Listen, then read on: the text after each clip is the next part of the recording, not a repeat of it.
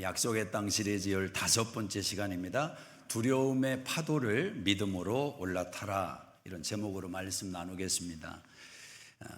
여러분 혼자 그런 생각을 한번 가져본 적이 있는지 모르겠습니다. 나는 열심히 한다고 했는데, 열심히 산다고 살았는데 왜 인정해 주지 않을까? 사람은 욕구 가운데 인정받음에 대한 욕구가 굉장히 중요한 무게를 차지하고 있습니다. 그래서 인정받지 못할 때 불편함이 생기는 겁니다. 가장 가까이에서는 남편과 아내 사이에도 서로의 수고를 인정해 주는 말과 고백이 참 중요하고, 또 자녀들도 부모의 인정을 기다리고 있는, 인정에 목마른 그런 관계성을, 심리를 우리가 꼭 기억해야 할 것입니다. 또 이런 마음도 있죠. 나는 이거보다는 더 받아야 되는데 라는 생각입니다. 자기 능력과 자기 수고에 대한 대우에 대해서 불편함을 갖는 거죠. 직장 생활을 한다면 그럴 수 있고, 또 어느 집에 시집 와서 나름대로 자기가 뼈를 갈는 그런 헌신과 또 열정으로 집안을 일으켰을 때 가족들로부터, 형제들로부터 그래도 나는 이 정도의 대우는 받아야 되는데, 그런 대우에 대한 불편함이 있을 수 있습니다. 왜 내게는 기회가 잘 오지 않는가? 미래에 대한 어떤 불확실한, 또 불편한 그런 마음들을 가질 수 있습니다. 근데 저는 이 모든 내용을 다 뭉뚱그려서 생각할 때 우리 인생에 전부라고 말할 수는 없겠지만 전부라고도 표현이 가능할 수 있겠습니다. 우리 인생의 모든 문제의 답은 우리 마음에 있다라는 것입니다. 마음이 답이다. 따라하십니다. 마음이 답이다. 마음이 답이에요. 모든 인생의 답은 밖에 있는 게 아니라, 다른 사람에게 있는 게 아니라 내 안에, 내 마음에 답이 있다라는 것입니다. 오늘 본문에 요셉 지파가 나옵니다. 요셉 자손은 어떤 사람들인가? 스스로 생각할 때도 그들은 자기들을 알고 있었던 것 같습니다. 우리는 하나님께 복을 많이 받은 지파다, 그렇게 이야기를 합니다. 우리 14절을 한번 보세요. 같이 읽습니다. 시작. 요셉 자손이 여호수아에게 말하여 이르되 여호와께서 지금까지 내게 복을 주심으로 내가 큰 민족이 되었거늘 당신이 나의 기업을 위하여 한 제비 한 분깃으로만 내게 주심은 어찌함이니까 하니. 요셉 자손은 지금까지 하나님께서 복을 많이 주셨다, 그렇게 이야기를 하고, 그래서 큰 민족이 되었다라고 스스로를 진단하고 있습니다. 그러니까 요셉이라는 이름이, 저는 참 개인적으로 요셉이라는 이름을 좋아합니다. 요셉이라는 이름을 가지고 있는 사람들은 가만히 보면 지금까지 제가 제 경험이 한계가 있겠지만, 이름을 요셉이라고 가지고 있는 사람들 치고 빌어먹는 사람은 제가 못 봤습니다. 아직까지는 감옥의 어떤 뉴스에 조셉 그렇게 등장하는 이름도 아직 못 들어본 것 같아요. 요셉이라는 이름을 가진 사람들은, 개인적으로 알고 있는 사람들은 하나같이 그냥 가만히 생각해 보면 복이 있다, 그런 생각이 드는 이름이 요셉입니다. 요셉이라고 이름을 줬어야 되는데, 이름이 다 운명을 결정하는 것은 아니겠지만 이름이 가지고 있는 의미도 굉장히 크죠. 요셉은 굉장히 순탄합니다.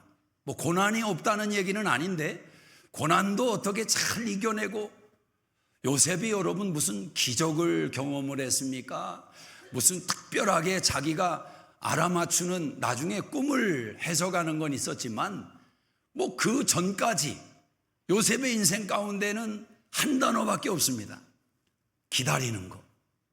하나님 신뢰하고 기다리는 거. 그러니까 하나님께서 때가 되면 올리고, 때가 되면 올리고, 이게 요셉의 인생의 전부 아니겠습니까? 그런 요셉. 그러니 본인이 생각할 때도 복을 많이 받았다, 큰 민족을 이뤘다.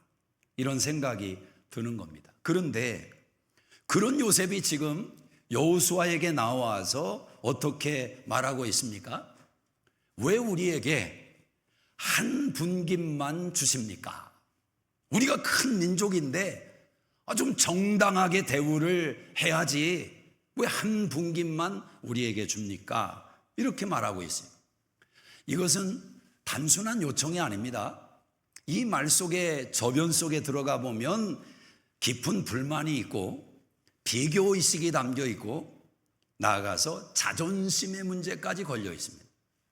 우리가 다른 지파들에 비해서 이렇게 큰 민족이 되었는데, 복을 받았는데 한 분깃만 주면 되냐? 더 많은 땅을 줘야지, 이런 내용입니다. 그런데 여러분, 땅을 더 많이 분깃을 받는다는 것은 더 많이 싸워야 된다는 얘기 아닙니까? 근데 지금 요셉 족속이 그렇게 말을 합니다. 그럼 진심이 뭐냐? 이 질문을 한번 던져야 됩니다. 저는 이 질문이 오늘 설교의 핵심 내용이라고 생각합니다. 사람이 말을 해도 그 말에 자기 진심을 100% 담는 건 어렵습니다. 그 말의 진심을 다 항상 이야기한다는 거 굉장히 훌륭한 겁니다. 사실 쉽지가 않습니다. 요셉 지파의 이 말을 들은 여호수아가 어떻게 대답을 하느냐? 15절을 한번 보십시다.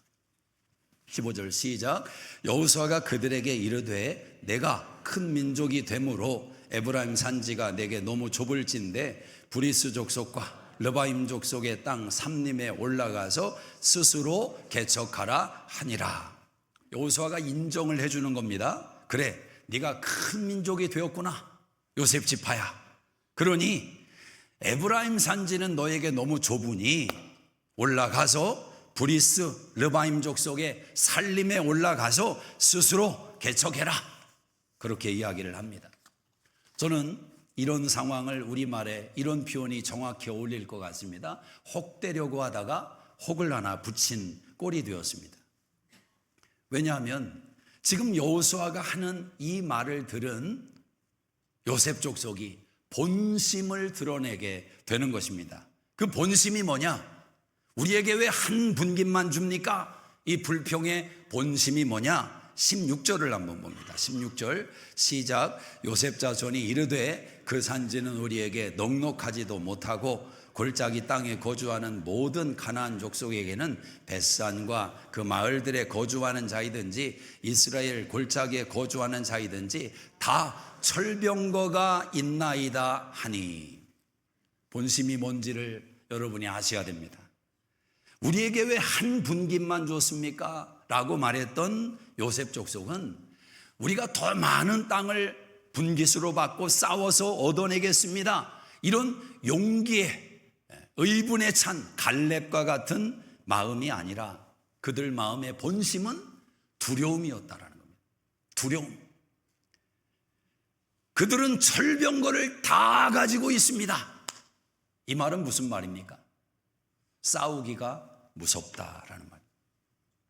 저 땅을 들어가서 차지하기가 겁난다라는 말입니다. 그 땅에는 다 철병거가 있습니다. 강해 보인다는 겁니다. 우리가 싸워서 이길 수 있을까?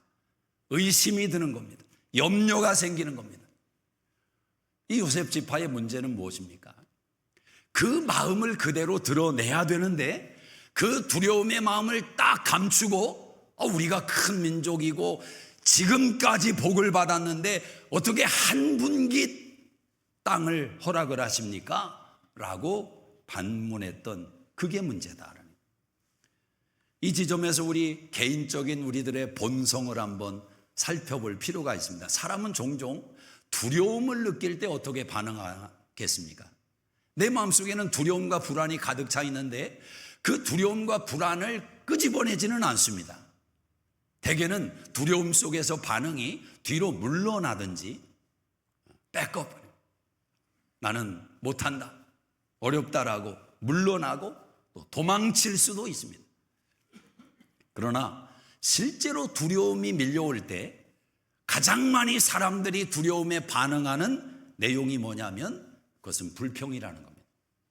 불평이라는 겁니다. 자신이 없습니다. 두려움이 가득합니다. 근데 이 두려움을 감춰야 됩니다. 그 방법은 환경을 문제 삼는 겁니다. 12명의 정탐꾼의 이야기를 가만히 생각해 보십시오. 10명의 정탐꾼과 여호수아 갈렙이 보고 온 가나안 땅은 똑같습니다. 그들도 눈이 있고 귀가 있으니 같은 땅을 보고 다른 말을 할 수가 없는 것입니다. 야, 그 땅은 좋은 땅이다. 풍성한 땅이다. 안악 자손이 살고 있다. 이것은 공이 다 똑같이 보고 온 것입니다. 문제는 무엇입니까? 그 두려움의 마음을 10명은 환경 탓으로 돌리는 거죠.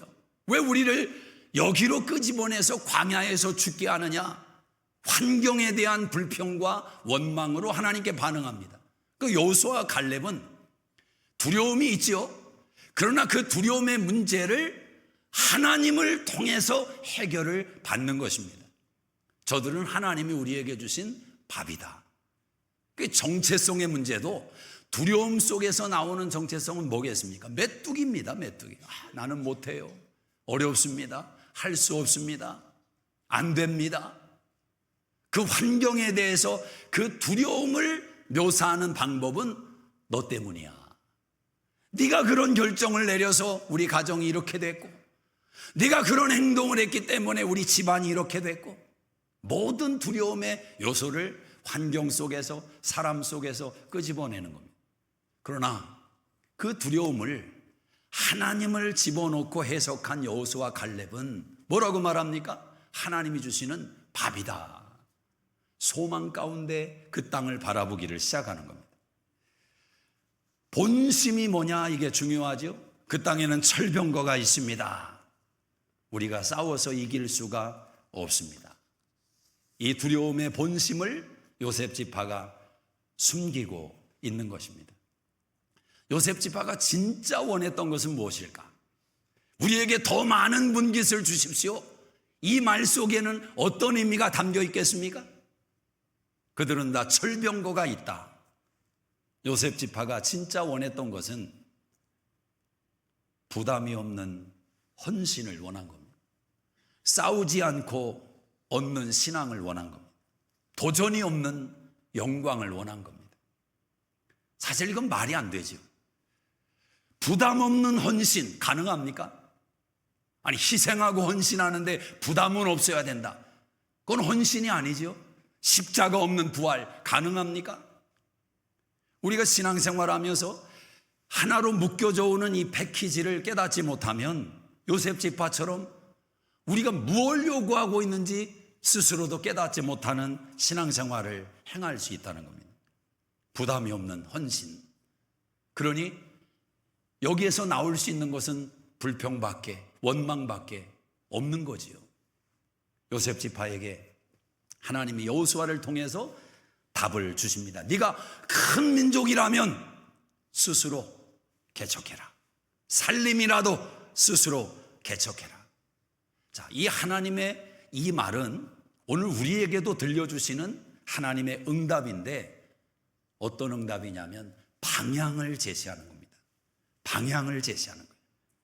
하나님은 왜 더 편한 것을 주지 않고 요구대로 더 많은 땅을 분깃으로 주지 않고 네가 스스로 개척해라. 아니, 그 말이나 하나님이 명해서 야, 여기도 네가 개척해라 그렇게 말하는 것과 무슨 차이가 있습니까? 근데 왜 하나님은 그렇게 반응하지 않고 스스로 개척해라, 왜 그렇게 나오시는 겁니까?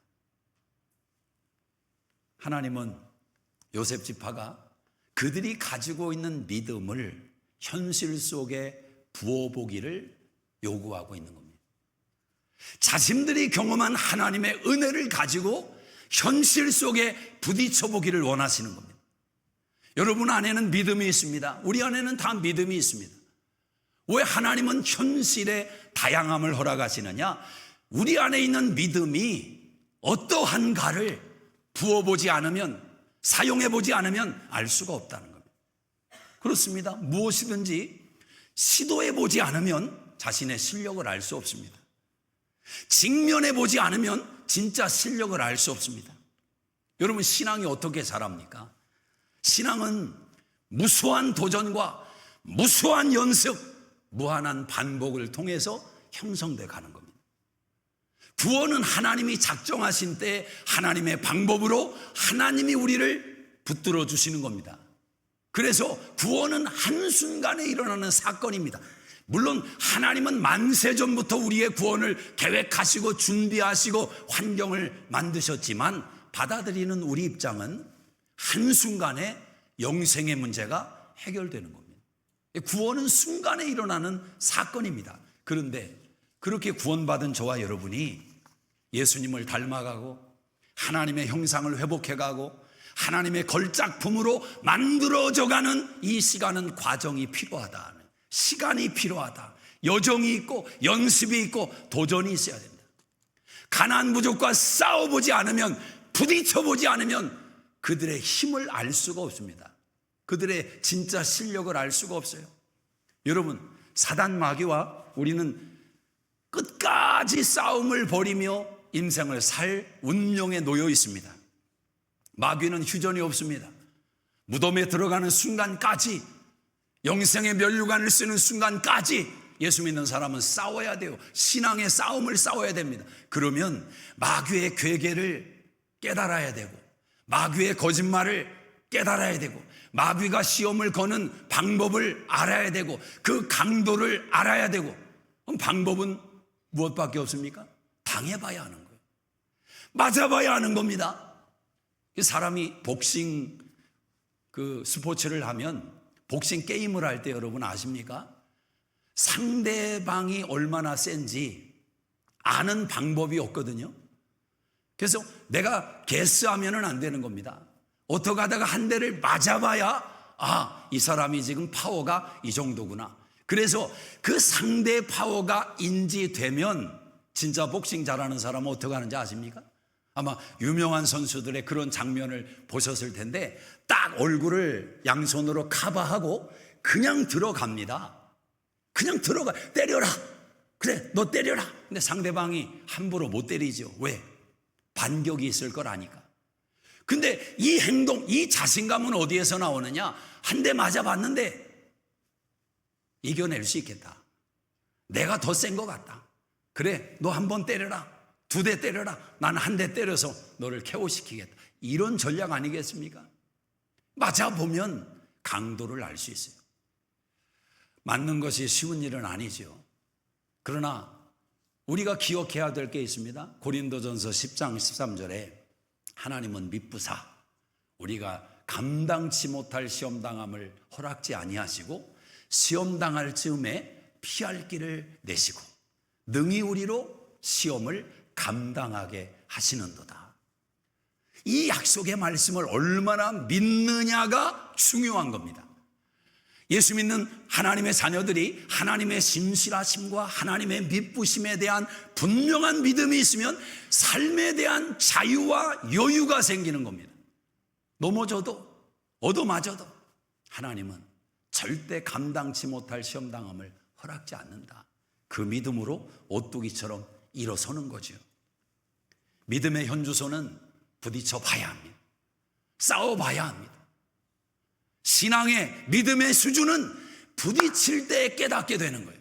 그래서 하나님이 여러분에게 부부싸움도 허락하시는 거고, 그래서 하나님이 여러분에게 사업장의 원수도 허락하는 것이고, 환경의 돌발적인 돌풍도 허락하는 것이고, 질병도 허락하는 것이고, 이 모든 인생 속에 채워져 있는 이야기들은 우리의 믿음의 수준과 강도를 체크하시는 하나님의 장치다.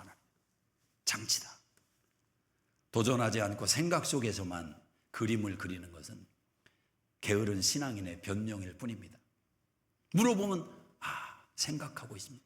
구상하고 있습니다. 1년 뒤에 구상하고 있습니다. 이제 조금 되어갑니다. 10년 뒤에 이제 완성될 것 같습니다. 조금 다 왔습니다. 그러다가 무덤에 들어갔대요. 구상만 하다가. 도전하지 않으면, 싸워보지 않으면 방향이 없는 인생이 되는 것입니다. 우리는 신앙의 결과를 가지고 생각을 하니까 혼란에 빠질 때가 많습니다. 믿음이 좋은지 나쁜지. 여러분, 진짜 믿음이 좋다는 게 뭡니까? 어떻게 알 수 있습니까? 우리가 사도 바울의 사도행전 일대기를 보면 유명한 사도행전 20장 23절에 사도 바울의 고백이 있습니다. 각성에서 환난과 핍박이 나를 기다린다고 성령이 가르쳐 주시지만 내가 달려갈 길, 주 예수께 받은 사명을 감당하기 위해서는 나의 생명을 조금도 귀한 것으로 여기지 않는다. 이런 담대한 사도 바울 같은 고백을 행하고 있습니다. 아주 유명한 말씀이죠.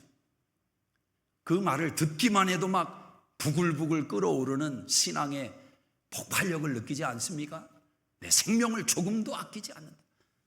그런데 여러분, 그 사도 바울이 사도행전 9장에 이런 적도 있습니다. 죽음의 위협을 받을 때 광주리 속에 자기를 꼭 숨겨가지고 성벽을 타고 도망쳤던 사건이 있습니다.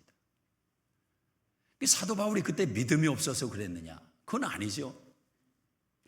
그러나 사도 바울이 광주리 속에 숨어서 도망쳤던 그 사건이 저는 굉장히 은혜가 됩니다. 왜 은혜가 되느냐? 그게 믿음이라는 거예요. 서서 나는 생명을 조금도 두려워하지 않는다, 그렇게 외치고 목숨을 초계처럼 던지는 선포와 행위도 믿음이지만 광주리 속에 숨어서 자기 목숨을 연명하는 것도 믿음이에요. 왜 이 두 가지가 같을 수밖에 없느냐? 방향이 같기 때문에 그렇습니다. 방향이 복음을 향해서 한 방향으로 나가기 때문에 그렇습니다. 스데반은 설교 한 번 하고 돌맞아 죽었습니다. 순교했습니다. 그러나 세례 요한은, 침례 요한은 마지막까지 살아서 노년까지 목숨을 연명하며 하나님의 말씀을 완성하는 사명을 감당했습니다. 방향이 같다라는 거예요. 방향이 같다. 그러니 여러분이 바라볼 때 일찍 돌아가신 분, 장수하는 분, 그 내용 가지고 함부로 저 사람은 하나님께 순종하고 복을 받아서 저렇게 장수하는구나, 저 사람은 왜 저렇게 일찍 죽었나, 안 됐네, 이렇게 바라보는 것은 전혀 성경적인 관점이 아니라는 거예요. 어떤 사람은 흥황할 수 있고 어떤 사람은 고난에, 고통에 처할 수 있고, 그러나 모든 사람의 심정은 뭐겠어요? 다 성공하고 싶고 부하고 싶고 그런 것 아니겠습니까? 이번 주 큐티 본문 가운데 과부의 동전 두렙돈 이야기가 있죠. 예수님이 헌금함 앞에 서가지고 사람들이 어떻게 헌금을 넣는지 지켜보시더라고요. 그러더니 예수님께서 뭐라고 말씀하십니까? 부자들을 향해서 하시는 말씀이, 저 사람들이 많이 넣었다, 부자가 많이 넣었다. 그런데 반전이 일어나죠. 저 과부가 가장 많이 하나님 앞에 드렸다. 그 이유는 무엇입니까? 그 과부는 자기의 전부를 드렸다고 모든 걸 보시는 주님께서 그렇게 말씀을 하시는 거죠.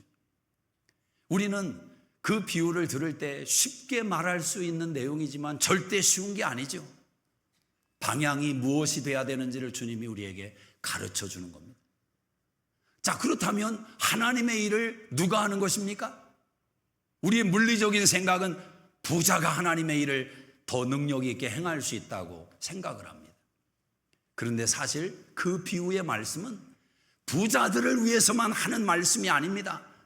너희들도 깨달아야 된다, 이런 교훈과 훈계도 있겠지만, 나는 힘이 없고 연약하다고, 나는 동전 두렙돈밖에 드릴 게 없다고 생각하는 사람들에게도 주시는 말씀입니다. 하나님의 일을 누가 어떻게 행하는지 하나님만이 아신다는 거예요. 하나님만이 아신다. 그렇지 않습니까? 그러니까 우리 눈에 보이는 이 생각으로 쉽게 판단할 수 없다. 그 방향이 무엇이냐? 방향이 무엇이냐? 신앙을 성장시키기 위해서, 믿음이 자라기 위해서는 반드시 싸움의 현장이 있어야 됩니다. 가나안의 부족, 철병거를 가진 가나안의 부족이 있어야 된다. 우리는 편안한 걸 원하지만 수많은 갈등과 반목이 있는 그 현실을 신앙인들은 살아낼 수밖에 없습니다. 물론 우리 안에 탄식이 나올 때가 있습니다. 하나님, 왜 내 인생은 이렇게 유별난 겁니까? 왜 하루하루가 이런 전쟁을 치르는 삶을 살게 하십니까? 왜 철병거가 가득한 현실이 내 인생 앞에, 우리 인생 앞에 있습니까? 하나님, 철병거가 아니라 좀 플라스틱 같은 것도 좀 가끔 주셔야지. 왜 이렇게 내 인생은 힘이 듭니까? 하루하루가 전쟁입니다. 그런데 여러분, 누구인들 원하는 현실이겠습니까마는 그 현실 속에서 방향이 무엇인지를 한번 깊이 생각해 보십시오. 많지는 않지만 갈렙 같은 사람은 뻔히 어려운 싸움인 걸 알면서도 이 산지를 내게 주소서 요청하지 않습니까? 하나님의 약속에 말씀이 담겨있는 헤브론 땅을 후손들을 위해서 예수를 기다리는 믿음으로 갈렙은 그 땅을 구했단 말이죠.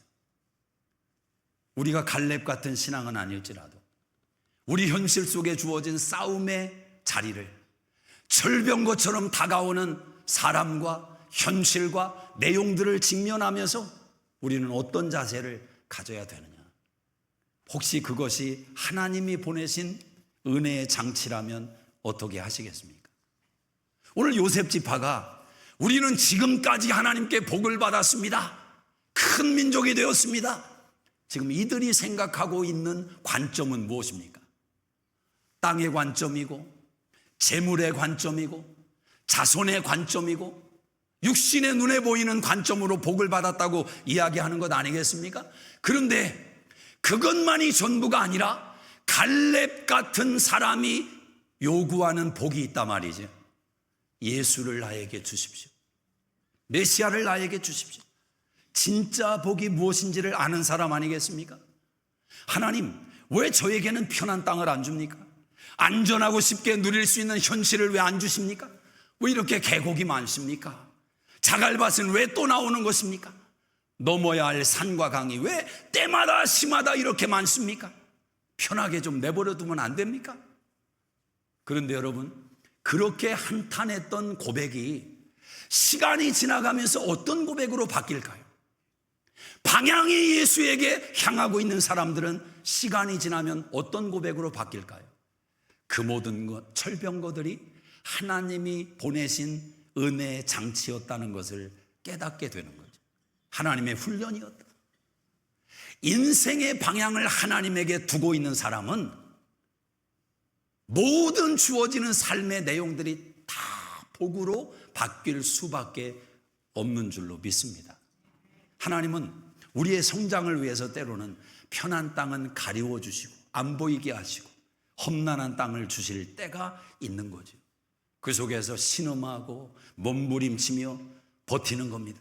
시간이 지나고 보면 그것으로 인해서, 그 사람으로 인해서, 그 문제로 인해서 하나님을 향한 우리의 마음이, 하나님을 향한 우리의 태도가, 저 영원한 천국을 바라보는 우리의 생각이 바뀌어 있는 것을 깨닫게 되는 거예요. 그게 없었다면, 그런 철병거가 없었다면 아마 우리는 그 진짜 복을 맛보지 못하는 인생을 살고 있었는지 모릅니다. 여러분, 산을 올라가 볼 때 어떤 경험을 할 수가 있습니까? 달라스에는 뭐 산이 없지만 한국에 산이 많지 않습니까? 산을 올라가다 보면은 산이라는 것은 오르막이 있고 내리막이 있습니다. 근데 내가 올라가는 것과 내려가는 것이 그게 진짜 깊고 높은 산을 탈 때에는 그 안에서 잘 모릅니다. 그래서 산에서 길을 잃어서 죽는 사람이 많은 이유가 거기 있는 겁니다. 우리 같은 생각으로 하면은 그냥 밑으로 내려만 가면 될 것 아닌가? 내려갔는데 그게 바닥으로 내려가는 게 아니라 골짜기를 타고 올라가는 내리막길이었다. 그럴 수 있다는 거예요. 안 보이기 때문에 모릅니다. 그래서 산에서는 길을 먼저 찾아야 됩니다. 나침반이 왜 필요합니까? 방향을 알려주는 겁니다. 길이 없을 때는 방향이라도 알아야 돼요. 길은 어떻게 알 수 있습니까?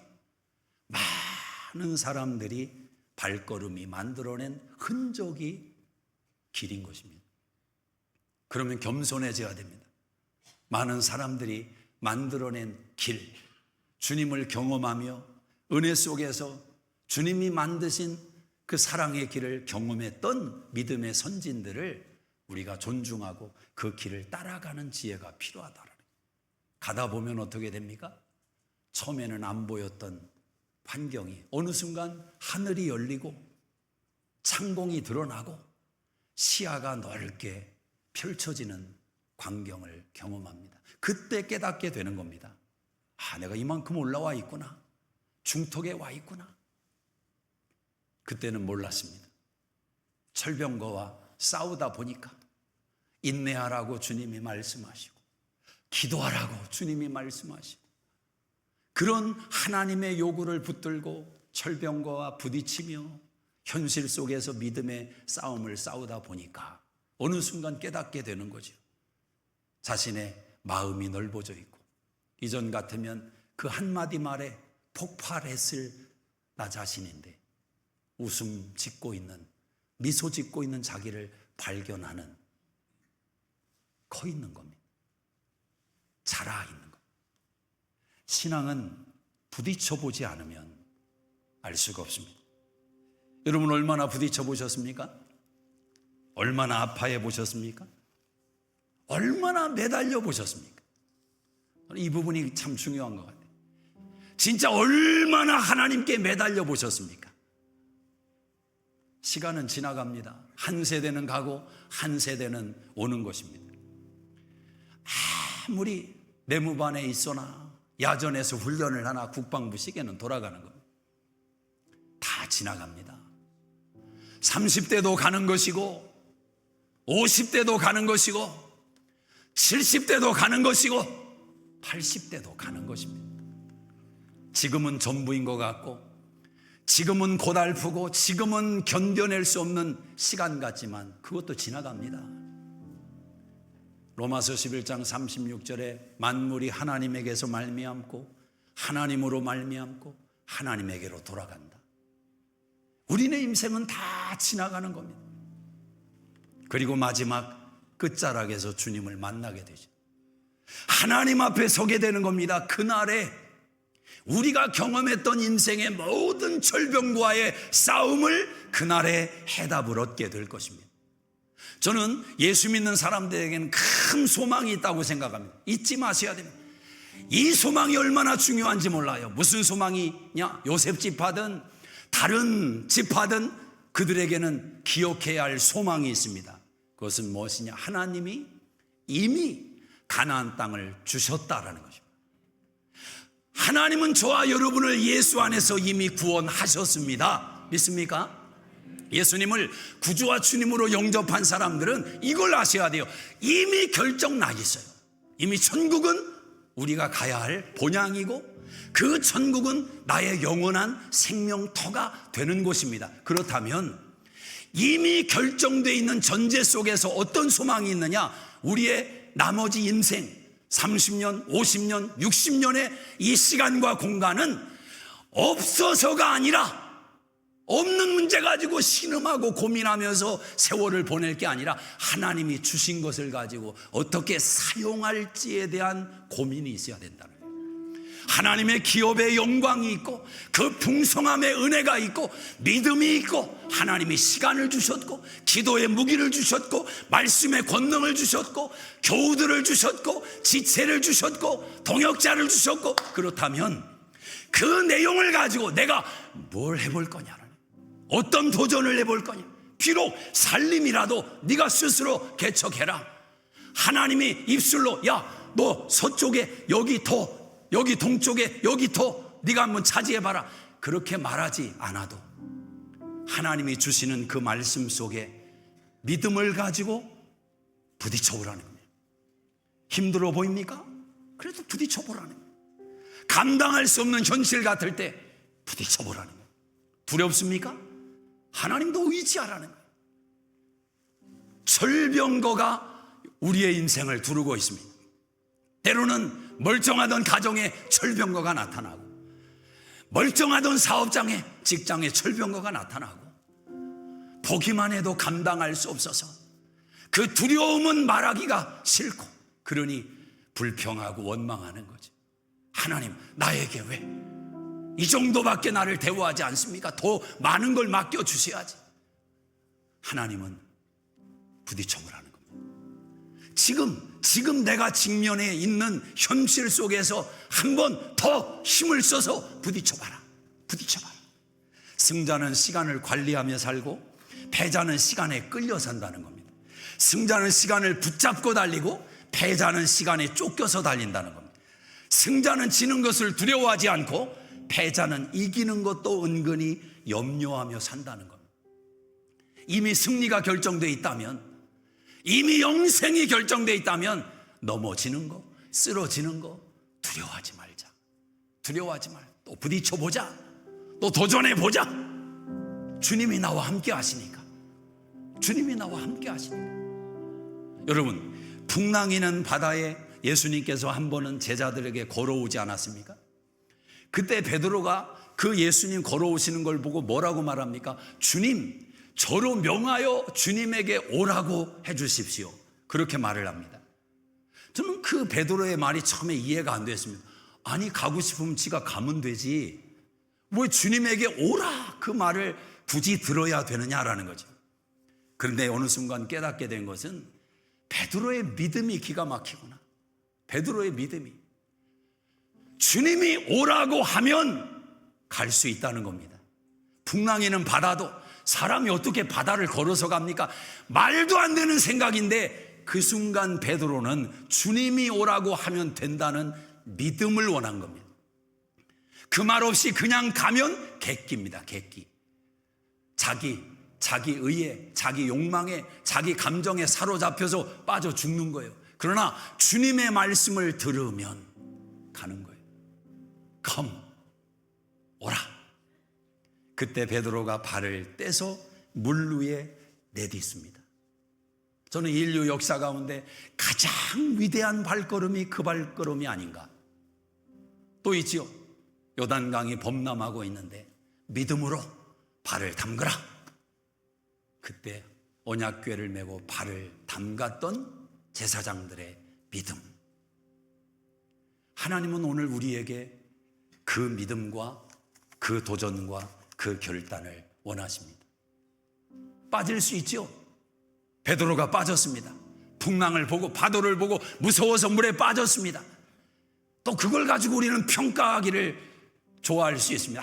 믿음으로 가야지 거기서 파도를 보면 어떻게 하는가, 그렇게 생각할 수 있습니다. 그런데 여러분, 빠져도 됩니다. 빠져도 돼요. 아니, 빠져야 돼요. 왜? 그래야 주님의 손을 잡아보니까. 주님은 오라고 하셨기 때문에 절대 빠져서 예수님 앞에서 익사하는 것을 내버려 두지 않습니다. 그 믿음을 가지고 살자는 거예요. 도전해보자. 도전했다가 안 되면 어떻게 합니까? 객기로 도전하지 말고 하나님 의지하며 주님 아니면 안 된다는 심정을 가지고 금식도 해가면서 하나님에게 또 기도하고 또 기도하고 또 기도하고 사람들의 이야기를 들어가며 지혜를 쌓고 또 기도하고 또 기도하고 그렇게 매달리고 도전했는데 하나님이 내버려 두실까? 아무것도 아닌 것으로 끝을 맺게 하실까? 모르겠습니다.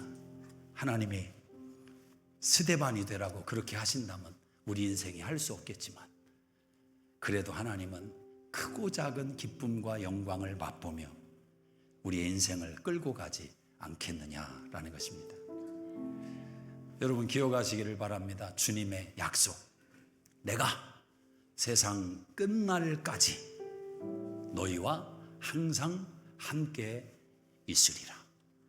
내가 너의 인생의 끝날까지 너와 항상 함께 있으리라. 기도하겠습니다. 자리에서 다 일어나시겠습니다. 오늘 여러분 앞에 철병거가 나타났습니까? 좋았던 관계성이 엉클어지고 남편이 철병거로 보이고 아내가 철병거로 보이고 자식들이 내 삶의 철병거로 보이기를 시작할 때 요셉 지파처럼 원망을 하시겠습니까? 불평하시겠습니까? 아니면 주님의 말씀을 듣고 부딪혀 보시겠습니까? 혈과 육의 방법이 아니라 주님이 주시는 방법으로, 주님 주시는 지혜를 배워서 철병거와 부딪혀 보시겠습니까? 아마 우리의 인생은 평생 이 싸움을 싸워내는 것입니다.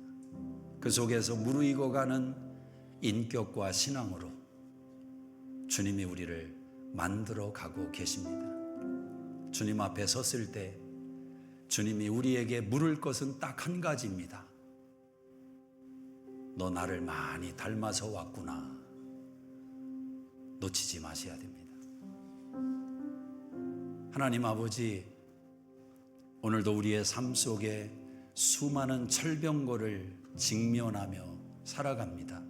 두려움과 불안 속에, 그 파도 속에 우리가 놓여 있을 때 주님의 약속을 붙들고 그 두려움의 파도를 탈 수 있는 하나님의 자녀들 되게 하여 주시옵소서. 하나님께서 우리의 인생을 통해, 우리의 가정을 통해 영광 받으실 줄로 믿습니다.